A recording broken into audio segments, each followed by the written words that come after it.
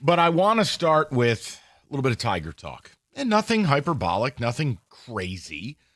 But I want to know if you're feeling what I'm feeling, which is, okay, they've lost 7 out of 8. I don't freak out about stuff like that. I mean, let me give you some evidence. I mean, A.J. Hinch got a World Series with a team that had 3 6-game losing streaks and still won 104 games. I'm not freaking out. Right. But it's okay to talk about it now, unless you're part of the payroll media. Like, it's okay to talk about these. It's sports. The 7 out of 8 games, what I'm going to argue is the following. You're getting a taste of the playoffs. And you go, well, wait a minute. The Rangers aren't that good. The Pirates blow. Seattle's fringy. No. You're getting a taste of playoff pitching. And your lineup wilting under the pressure. And could you say, okay, Tigers, Rico's nailed this. I think Rico's right. I hate saying that, but it's true. They don't. Happy Tuesday to you, too. Happy Tuesday. I wore this just for you. 48 hours, Saratoga. I wore this just for you, buddy. I know. But they don't look focused. They know they've got a big lead. Now, look, I'm not an alarmist. Has Cleveland picked up 5 games on you? Yes. Wake me if they pick up another 5. But here's my question to the fans, Rico. And again, last I checked, questions are okay, unless it's like the People's Republic of North Korea. You're allowed, and it's not, oh, you're being a, of course you wait till now to be all concerned. No. Well, they lost 7 of 8, but also I've never viewed you as a World Series team or the favorite for the World Series. So I have a right to say these things. I think you're good. You're absolutely going to make the playoffs. But what's more true? The first 40 games or the last 40? Essentially, the Tigers over the last 40 games are a 500 team. They're 20-20. No, not that is a 500 team. Yes. But the first 40, 50 games of the year, you were, in fact, the best team in baseball. What's more true? Now, more true is not absolute. It's not 100% zero. I need you to go Spirit of Detroit here. One hand is slightly higher than the other. 51%, 49%. Right. What's more true, and are you developing a growing concern amidst this little bump in the road that it might foretell more struggles? It's a question and a conversation. There's no yelling. There's no declarative statements. I want to talk to you guys about this. Rico, feel free to attack any of that. No, it's not an attack. Mike, I would go 51%. If I'm the Spirit of Detroit, I'm 51%. The last 40 games are who you are. The first, 60 games, it was like hitting chaos. It was everything that the voodoo was last year with the pitching chaos. It was hitting chaos. It was a different gym class hero every day coming up to the plate and driving in a run. So much so, Javi Baez was a starter in the All-Star game. No one had that predicted at the beginning of the year.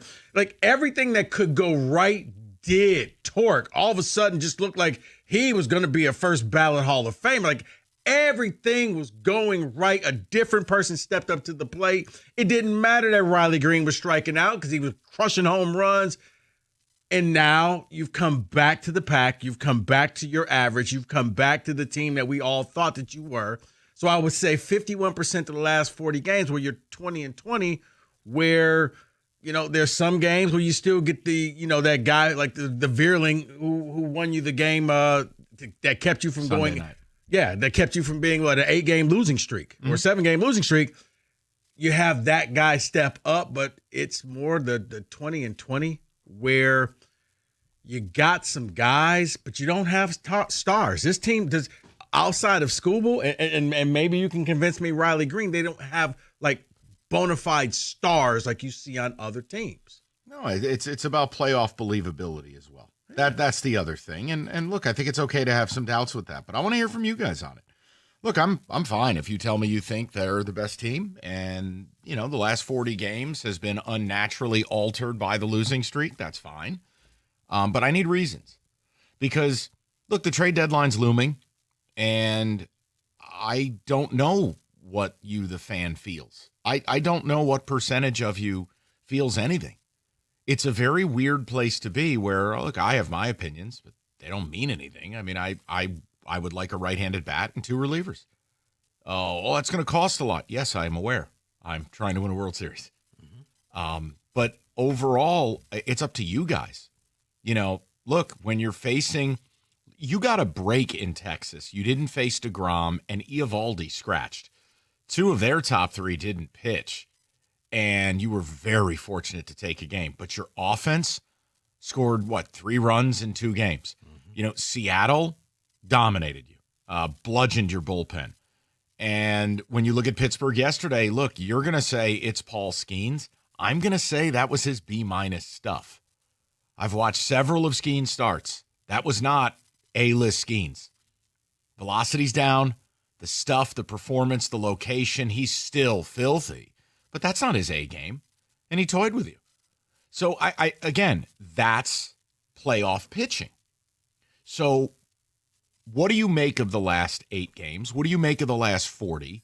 And as you move towards the deadline, where are you at with this team? Do you still believe they're the best team in baseball, or do you believe the last 40 games is more indicative of who they are? No, they're better than a 500 team. I think we know that, but they're certainly not a 25 games over team. Of course, the truth lies in the middle.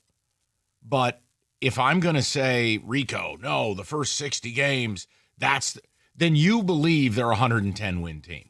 Well, I didn't then, and I don't now. Rico, you would make fun of me because I wouldn't alter my win prediction of 90 plus. Right, you wouldn't go to 91. I just don't want to. It's kind of, but again, they'll probably creep in a couple games over. But I would like to think people have let go of the Seattle Mariners discussion, the 0-1 Mariners, who by the way didn't win anything. But let's talk about it. 248-539-9797.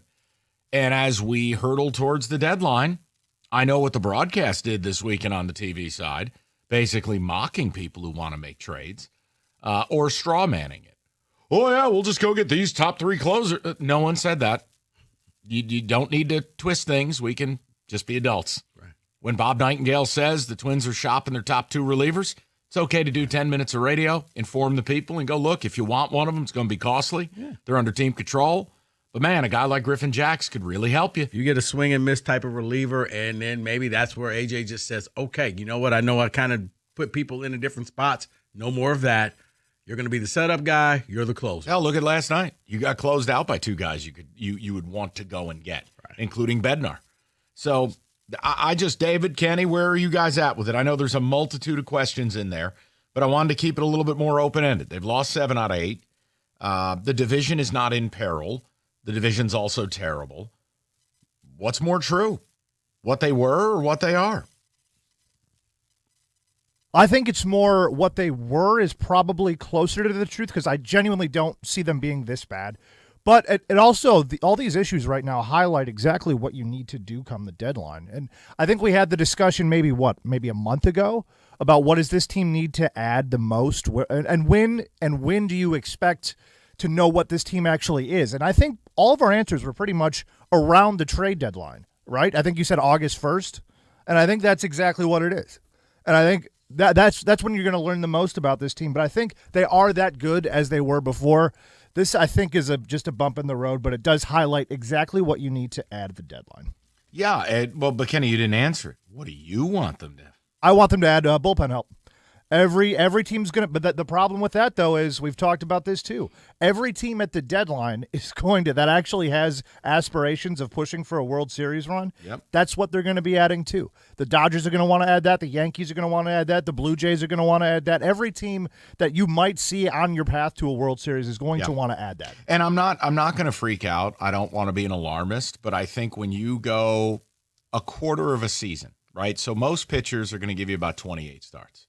Very rarely do guys get into the 30s anymore, right? So Jack Flaherty's last 7 starts. Let's talk about this. 0-4. Don't care about the pitcher record. Good. I don't either. Because Paul Skeens is like 1-50. Right. Jack Flaherty's got an ERA of 7.79. He hasn't been the same. His location is all over the place. Look, I think Flaherty's entering concern territory. Not panic, but concern. That's okay to talk about that. If I said to you at the start of the year, look, you've got Skubal, Flaherty, Olsen, Mize, you'd be like, okay. Well, Right now, would you start Jack Flaherty in game 2 of a playoff series? No. I wouldn't. So that's a concern, right? No, because all you're doing at that point is saying, okay, well, we'll be 1-1 in game 3, knowing you're probably going to lose game 2. I mean, seriously. You're putting it very bluntly, but yes. Here's the other thing. We're kind of running out of time on the Alex Cobb thing. Remember a month ago, Kenny, I brought up I'm not panicking about starters. I don't even consider it a need because we'll get a look at Cobb before the deadline, etc. You know, tick-tock. It's July 22nd. That's the easiest $15 million that's ever been earned, huh? And by the way, shout out Jack Flaherty. It's good to have a good agent. Oh, yeah. He just got a $10 million vested option next year by pitching last night, his 16th start of the year. That means next year, if he doesn't opt out, and by the way, if you're rocking an ERA of near 5 on the year and near 8 your last 7, you're not opting out and making $20 million next year. Where you going? If I'm going to say, where you going? Right. So, you know, look, it's okay to bring that up.